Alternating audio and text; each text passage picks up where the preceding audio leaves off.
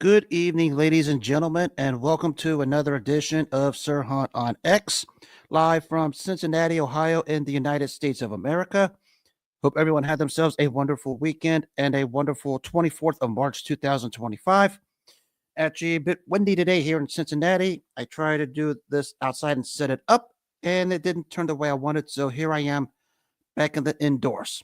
So, hope everyone had themselves a wonderful day. See some new people out here. Just to briefly touch on what I do, I bring this up once a week. This is a new way of doing things. So instead of typing a bunch of posts and blogs, which nobody's going to read, I prefer to do this. And I take a lot of sports context and wrap it all into one show, talk about what happened, my takes on it as everybody else does. And we go from there, especially in the world of boxing. When I touch on that subject, I bring the past to the present and cultivate how the past relates to the present, because those know I've been big in both the fields of professional boxing as well as the NFL. So I'm going to go ahead and get right down to it. Actually, I'm going to start out with something outside the box today because this deserves its own attention, and it rightfully does. It took place at the Wells Fargo Center Saturday in college wrestling. Got to give the biggest shout out to the U.S. Air Force Second Lieutenant Wyatt Hendrickson for stunning the world when he beat Gable Steveson in that match. The takedown with 18 seconds left to get the win and celebrate the NCAA Men's Wrestling Championship. Congratulations to him. He deserves his moment. You know, we said U.S. Air Force Second Lieutenant wanted to come back and do this, which he was allowed to do. And he beat one of the premier guys of maybe the modern times in Gable Steveson when you talk about collegiate wrestling. I mean, the 2020 Olympic gold medalist who won it on a takedown himself as time expired when he beat these wrestlers, Vishila Vili, can't even pronounce his name correctly, my apologies. Tried out in the WWE and the NFL, didn't make it there. Came back in 22 to win another national title. And of course, it was 25 on Saturday where Wyatt Hendrickson basically shocked the world when he had the final takedown with 18 seconds left to win the national championship. Kudos to Wyatt Hendrickson because it was the moment he was waiting for. He wanted to do it, and he got the job done. Now he qualifies for the 2028 Olympics, and I expect him to go there and have nothing but success over there. Just a great weekend for the world of collegiate wrestling. Basically, it was a great match overall. We look at it if you watched it from start to finish, because that's what it was. And I got a chance to watch it this morning. I was told about it Sunday by one of my coworkers, and I basically just saw it today. Read the biographies of both fighters. Two very wonderful, intriguing stories when you think about both of them. And it turned out to be a great match. Kudos to the second lieutenant of the U.S. Air Force, Wyatt Hendrickson, for winning the national championship. It was well earned. It was well deserved. It's his moment in the sun, and he darn well deserves it. You know, I remember the collegiate wrestling when it was actually big and more nationally televised to where people could talk about this more often. And it hasn't been as much in recent years for many reasons. But there was a time you would see college wrestling on networks like ESPN and even some of the network TV, not just in Olympics, but in general, especially in Iowa, where the standout Dan Gable was the Iowa wrestling coach over there, who himself had a stellar wrestling career. You talk about the gold medal, the world championships, and the national title, and coached marvelously for about 20 plus years over at Iowa. And you would think you would see more of this across this networks or streams, because I think it could still be a solid hit and a great watch for everybody, especially when it happened on a Saturday evening when I saw this particular match on the replay, which was a very good match between two standouts, Hendrickson and Steveson. I would like to see more of this because it's stories like this that keep sports going instead of some of the mainstream ones we've had. Maybe get more of this and put it more in the national limelight. It would do wonders to help kids like this. Now, of course, everybody knows the standout from the WWE, Kurt Angle, won a gold medal doing the same thing. I believe Brock Lesnar spent some time in there also. But the conclusion, I like to see more of this because I always said collegiate wrestling has its own stories. When you see kids like this on the come up and basically competing in high quality matches. Actually, the match was so good it actually put Daniel Cormier, the commentator for this, the one-time standout of the UFC. It basically took his breath away. He actually enjoyed it himself. It was a good match, a good night for college wrestling, and hopefully we can see more of this down the line, and I would like to talk about it more. Kudos to Wyatt Hendrickson for a giant win Saturday. Now we're back to the regularly scheduled programming. As I do normally, I start up with NFL talk. Of course, it was here in Cincinnati where news came up over the weekend that in the midst of a contract extension, talks stalled between the Cincinnati Bengals and Trey Hendrickson. And of course, no surprise, the Bengals fan base and the super fans and the media people and the content creators have their panties all up in a bunch. Here's the problem. I said all along, you wanted Jamar Chase and T. Higgins signed? You got it. And you're still not happy. You made that bed? Now go ahead and go lie in it. I'll just end it with you guys there. But when it comes to Trey Hendrickson and the Bengals stalling, remind you the contracts of Myles Garrett and Max Crosby didn't help. And of course, recently, Danielle Hunter of the Houston Texans got a 1-year, $36.5 million contract to stay in Houston. Basically, that's probably where everything is at a stalemate. So I guess he wants to reset the defensive edge market.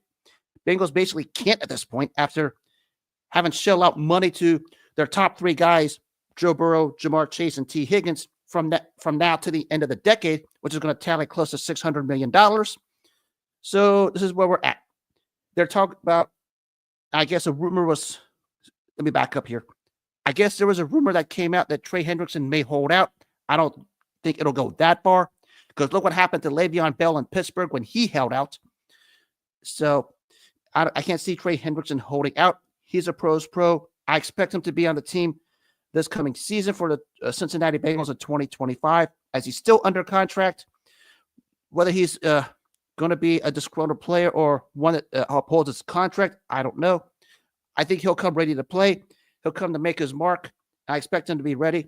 I don't see any kind of holdouts. And unless some team throws a crazy trade package at the Bengals, I can't see them trading him. I knew all along he wanted to stay in Cincinnati. I knew all along the team wanted him to stay in Cincinnati. And I thought a deal would be reached. But it might be agent posturing. I don't know, because Harold Lewis, who's Hendrickson's agent, has been known to be a bit stubborn in his stance. Of course, it doesn't help when you have stubborn ownership like the Bengals ownership does, simply because it's always going to be a clash of stubborn egos. But this is the outcome that was going to happen when Jamar Chase and T. Higgins got their extensions this season. And I said all along, I didn't have a problem with it. But I said to you guys over there in Cincinnati, when it comes to the fans, when it comes to you super fans like Zim, Captain, and all you morons, all you media people, and your content creators who do this stuff all the time, this is what you could expect. You can't get everything you want. You made that bed where you wanted T. Higgins and Jamar Chase signed. You got it. Now zip your lips and go lie in it because the world doesn't want to hear from you.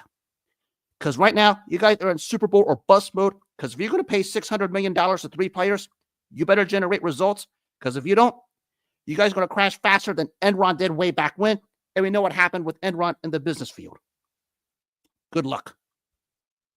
Now, speaking of other news in Cincinnati, maybe one of my favorite topics to talk about, I don't even talk about this much, but I should more, is the soccer team they have here in FC Cincinnati.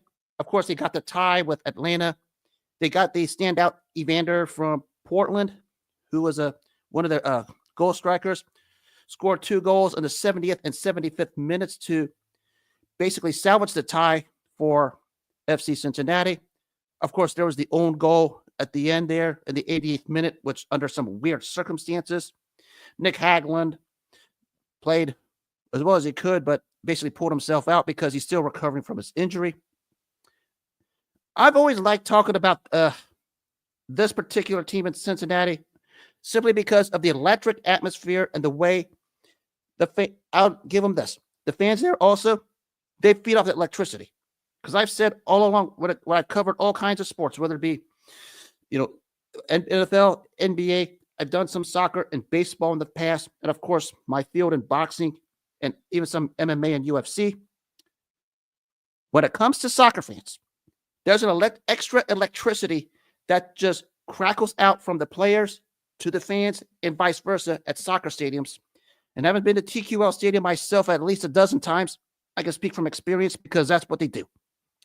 And when Evander scored those 2 goals after basically a stale first 60 some odd minutes in that game, you can sense TQL Stadium, which packed 23,000 that day, basically just exploding in probably one of the more electrical moments in that stadium's history. And I've always said when it comes to soccer, it's a different, unique, and awesome atmosphere compared to some of the other sports. Because on some of the other sports, there's a lot of this expectation where fans fall for it and seem to have a different attitude as opposed to the soccer fans, where if you're the soccer fan, and this, I know this a lot, especially with the World Cup and all the types of cups they have in Europe, they don't care about the results. They cherish the moment and enjoy it. And that's what FC Cincinnati does here. And I will give them their due for that because I was there a dozen times and I will admit I enjoy it myself. Once the time comes, I will be there here soon. I will have a podcast with me to show the whole world what the atmosphere is like at TQL Stadium. Fun place. I mean, the tickets are not necessarily through the roof. Very affordable. Seats are decent. The fans there are just absolutely one of a kind. And I have to tip my hat off to them. Granted, they didn't get the win. They got a tie. But what a heck of an atmosphere. And for anyone watching in Cincinnati who likes to go more into Cincinnati sports, especially FC Cincinnati, one person I will personally recommend is a lady named Laurel Fowler. She does work with FC Cincinnati and the Cincinnati Bengals. Probably the only credible one in Cincinnati that does a job, does it right, and does it well. Something nobody else in Cincinnati claim. If you want legit, credible stuff when it comes to Cincinnati, give the follow to the standout Laurel Fowler. She's just absolutely terrific and awesome, especially when it comes to her soccer coverage. And does stuff with the Bengals also. Her coverage, second to none, the best in the city by far, and it's not even close. I'll never get to that level. I don't even try to. I'm just here because everyone asked me to come back, and I'm back. So, but here I am. Now I'm going to go into my particular field a little bit. Actually, I wouldn't call it my specialty because everybody knows I try to have a little something for everybody because, I don't like to be a one sport person because then my show gets vague. I like to do many sports like I've done so far. But I'll go to the one that got me kickstarted way back when it was a sport of professional boxing. I'm going to touch on one thing real quick because, of course, this is always a topic that just sparks all over the place. It was 58 years ago today. The world lost the manager, Jim Jacobs, basically one of the original right-hand men of Mike Tyson. This set sparks simply because everybody says about, quote, Prime Tyson or with custom model version of Mike Tyson. Let me remind you that people will tell you that probably the more integral figure during the upstart of Mike Tyson's career was his manager, Jim Jacobs. I mean, he was instrumental in bringing Mike to the career he did out of the amateurs, developed him to become a world champ, eventually the undisputed champ. Finally got the fight with Michael Spinks in 1988, a fight that had a buildup of over 2 years. And basically, after the fight was announced, Jim Jacobs unfortunately suffered to leukemia in a hospital bed, like weeks before Mike Tyson traveled to Tokyo to fight Tony Tubbs. But if Jim Jacobs didn't have what happened to him, unfortunately, the untimely passing, probably the life of Mike Tyson is totally different. He's not getting suckered into the manipulation of Don King and John Horn, Roy Holloway, simply because Jim Jacobs did his best he could to keep Mike Tyson from that crooked aspect of the sport. And those my fight followers know how crooked that part of the sport is, simply because there's a lot of evil, a lot of manipulation, especially when it comes to the greed and the financial aspect of it, which everybody knows from the back end of the 80s. Mike Tyson was the cash cow of the sport, and everybody wanted him. Of course, the original Team Tyson included Jacobs, Bill Clayton, and of course, the trainer Kevin Rooney. When he lost Jim Jacobs, you could probably say that was it. I mean, he got the win over Michael Spinks in '88 to the surprise of basically no one. But after that, everything came into shambles when, of course, the divorce with Robin Givens, the situation with Don King, the firing of Kevin Rooney, and of course, Mike Tyson's career went downhill. You could probably attribute it to the passing of Jim Jacobs, because you could probably say Jacobs was one of the few guys in the old Team Tyson before Don King, that Mike Tyson would actually listen to. And he did a pretty good job doing all he can to keep Tyson on a straight and narrow and away from all of the manipulation and the evil corruption of boxing promoters and boxing politics, because he saw something nobody else did. And when it came to Mike Tyson, after Jacobs passed, he was basically in his own way vulnerable, and Don King knew it, took advantage of it, and the rest is history. So everybody wants to talk about, the Casamato or Don King or whatever. Probably the most influential guy in Mike Tyson's team was Jim Jacobs, and it was a bigger loss than anyone even tries to comprehend it. You can't put it into words, because no way Mike Tyson's life would go downhill the way it did if Jim Jacobs didn't pass. Of course, all of it's going to be up for debate. Everyone's going to point the blame at Don King and Robin Givens. Rightfully so. I agree. But had Jim Jacobs not passed, we're probably not having this discussion, because Jacobs and Bill Clayton did a hell of a job keeping Mike on a straight and narrow the best they could till the time Jim Jacobs passed, which was 58 years ago today. God rest the soul of Jim Jacobs. And speaking of recent passings, of course, over the weekend, it was the passing of the iconic George Foreman. All of my shows, all of the boxing shows, all of the sports shows, all of the entertainment shows, always loved him some Big George, especially after he reinvented himself 10 years later after the loss to Jimmy Young, and had to come back to reascend to the top of the division in 1994 when he won the heavyweight championship. Larger than life figure, basically a fighter, you can say, had two successful careers. The first career from 1969 to 1977, the second career from 1987 to 1997. Both times he ascended to the top of the heavyweight division. Both times he did it against the odds. The first time against Joe Frazier, where he was a 3-1 underdog, where he just flatlined Joe Frazier 6 times in 2 rounds as a mean punching machine, basically just throwing leather all over the place and trying to punch a hole in Joe Frazier's head. To the lovable, jolly old fat man, as Larry Merchant would like to say, the outgoing personality in 1994 against Michael Moore, a fight where he was a 2-1 underdog, though it was felt a little closer to that because Foreman's punch always gave him a chance. To have those two kind of careers, maybe you could say when he came back and reascended to the top of the heavyweight division in 1994, it also extended his stature among all-time great heavyweights. A top 7 all-time great heavyweight. After he did it, basically anything he did after the Moore fight was basically moot, because he achieved his goal. He had the belief he could do it, and he did it. You was never going to beat the belief out of George Foreman. And of course, the win over Michael Moore set off all kinds of endorsements. Of course, the big one of the Foreman Grill, which is still a global phenomenon to this day. And he pocketed what's after all kinds of mathematical financial calculations to keep up with the financial value of today. Pocketed close to $750 million just off the grill. And basically, he sold his naming rights to a particular company, which, called it eventually the George Foreman Grill. And basically, everybody pocketed off of it. It's been a hit sensation since it came out. It still is today. I know some people who recently told me they still have it, and it's still the best thing they ever had. Of course, the commercials with Meineke, Pepsi, Doritos, all the books he had, from getting knocked down to the canvas and up, a bunch of them where he has all kinds of book titles. A philanthropist and a contributor who has the George Foreman Youth Center based out of Houston, Texas.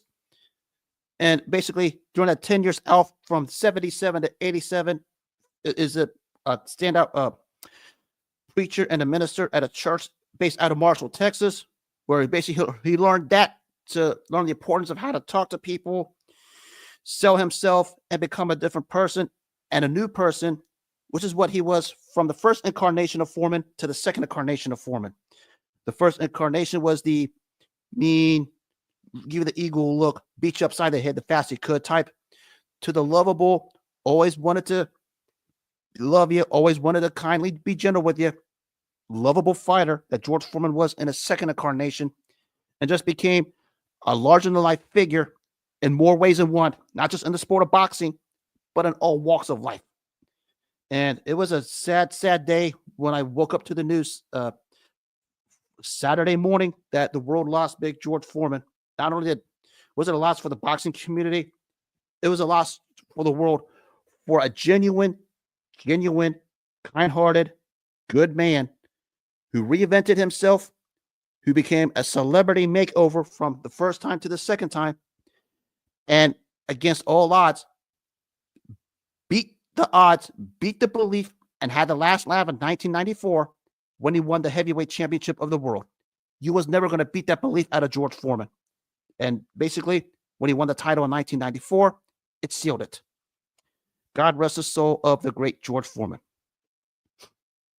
And, of course, Foreman's time with the 70s spun off basically 4 historical moments which captivated the back end of the 70s of the heavyweight division. The first one, of course, took place in Madison Square Garden on closed-circuit TV between Ken Norton and Jerry Quarry. Winner of that was going to be the mandatory for the Ali Wepner winner, which I'll touch on in a second. Story with this fight was that Ken Norton was just way too much for Jerry Quarry and stopped him in the end of the 5th round. Ken Norton would get the TKO win. Turned out to be the last fight of the career of Jerry Quarry. Fight followers know Jerry Quarry was a tough as nails fighter, backed down from no one, fought basically all of them during that time. And it was basically the last time we saw him at that level because he couldn't take what Ken Norton was dishing, because Norton was staring at a 3rd fight of the trilogy with Muhammad Ali at that time, had he won, which he did. And Ken Norton became the #1 contender. The main event that night was on ABC's Wide World of Sports.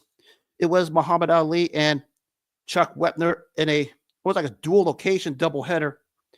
This one took place at the Richfield Coliseum in Richfield, Ohio. This fight was just like Norton and Quarry. This was a mismatch in itself. Although Wepner had his moments early when he floored Ali, all kinds of weird conspiracy theories about that one, but it was called a knockdown nonetheless. But Ali went on to just show the world why he was Ali. It was his first title defense 50 years ago after he won the title from George Foreman and basically gave Wepner everything he asked for and then some. The fight was mercifully stopped in the 15th round, rewarding the win to Muhammad Ali. And the reason why I brought that up, because it sets off probably the remainder of the 70s decade, which the timeline between these two guys and the fighters I'm going to mention closed out the 70s, which you could probably argue was the golden era of heavyweight boxing. Because after Ali and Norton got their wins, they wind up having their 3rd fight of that trilogy. Turned out to be a fantastic fight. Both guys had their moments. Still, the outrage was that Ken Norton should have been rewarded the decision. I thought it was a close one that could have gone either way. But I get the gripe that people thought Ken Norton should have beat Ali in that 3rd fight and rewarded the decision. Turned out Ali got the nod. And basically, that was one of the final times we saw Ali at the championship level. Of course, Ken Norton would 2 years later try again for the same championship that he lost against Ali, against a fellow named Larry Holmes. You guys know the story with this one of my all-time fight followers from on June 15th, 1978 at Caesar's Palace in Las Vegas. Whoever won the 15th round won the fight. Maybe the 15th round of the Larry Holmes-Ken Norton fight was the greatest round in heavyweight championship boxing history because the first and a half minute belonged to Norton. Second half of that round belonged to Larry Holmes. who won it, always going to be up for debate because all three judges had Holmes Norton even going to the 15th round. And when that fight ended, the suspense was real. We consider the adage of who won the last round won the fight was going to be declared the winner, because that's what round 15 of Holmes Norton was. And it was rewarded to Larry Holmes on a split nod. 2 gave it to Holmes, 1 gave it to Norton. That's another one of those rounds and fights that keeps old-time fight fans up all night to determine who they really thought won it. And that's what Holmes Norton was on that night in 1978. And of course, eventually, Ken Norton would try again. He would fight the viciously punching Ernie Shavers, and a part of a twin bill with Larry Holmes, basically titled Star Wars. But Ken Norton was basically on his downturn because Shavers overpowered him in 1 round to become the #1 contender for Larry Holmes' title. Holmes would make the second defense of his title against Ossie Ocasio, where he floored him 7 times to win to retain his World Heavyweight Championship. And because of that, we had a rematch of Holmes Shavers, one of the greatest fights maybe in heavyweight championship history, which essentially closed out the 70s. This particular fight, Shavers floored Holmes early, looked like Shavers was going to win the fight, but the greatness of Larry Holmes basically gathered himself and came back to get the stoppage on Shavers at the end of the 11th round of that second fight, to where Larry Holmes will retain his heavyweight championship in a great back and forth fight where both fighters displayed heart, courage, and skill and power. And that's what both Larry Holmes and early Shavers did in their second fight at Caesar's Palace in Las Vegas, which basically concluded the 70s decade of heavyweight boxing. Because when you think of the entire heavyweights of the 70s, Muhammad Ali, Joe Frazier, George Foreman, they're always going to be the gold standard. Larry Holmes came on more like later on. Ken Norton and Ernie Shavers in there, throwing some guys like a Jerry Quarry and Oscar Buenavena. And the 70s was, you could probably say, the greatest heavyweight era in boxing history. Some people would say the 90s, maybe it was a little deeper in talent, but only 2 guys stood out in the 90s, and that was Lennox Lewis and Evander Holyfield. That's a no-brainer. But a bunch of guys stood out in the 70s, and when Larry Holmes beat Shavers a second time, it was in the middle of his run to the top of the heavyweight division. As I said, 7.5 years, 20 successful title defenses at a time when you couldn't lay a hand on Larry Holmes because he had that left jab where he just peppered you with it all night long, kept you on the outside, and that's why he reigned supreme for the better half of his career from 1978 to 1985. And no one today is going to come close to that.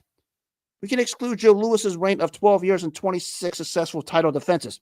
That's basically edge of stone, signed, stamped, sealed, and delivered. No one's going to come close to Holmes's reign as a heavyweight champ because of many reasons. And Larry Holmes was just a man amongst boys from 78 to 85. You could probably argue he was the heavyweight of the 80s for that reason, because the first half belonged to him. I mean, his career was second to none. We talk about the guys he fought and beat. You talk, of course, Norton, Shavers, Jerry Cooney, Tim Witherspoon, Carl Williams, a few others in there also. But Larry Holmes was a phenom. His biggest luck or misluck, if you want to call it this, was the fact that he came after Ali, and after the 70s just basically ended, the heavyweight division flattened, and Larry Holmes basically just fought and beat all comers. Didn't matter who it was. Basically, no one's going to compare who he beat to the guys of the 70s. I mean, that's a different era, and it's an unfair comparison.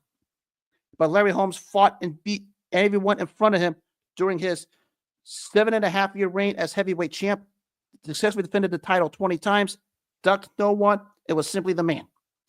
I mean, one of the premier all-time greats, definitely a top 7 all-time great with Foreman and among many others. And that's where his place in history is forever secure. I mean, the back end of the 70s, everyone was starting to jostle for position because they were starting to hit their downturn. And basically, even though they were sort of names at the back end of the 70s, those guys were still good enough to give the fight fans great fights at the highest level. And that's what made the back end of the 70s terrific in the heavyweight division. And of course, Larry Holmes came on the back end of it after basically everything was done. It controlled the 80s. Basically, the end game for him in the 80s was when he lost the first fight to Michael Spinks. Tried to get it back the second time. Under weird circumstances, he lost the fight. Lost eventually to Mike Tyson.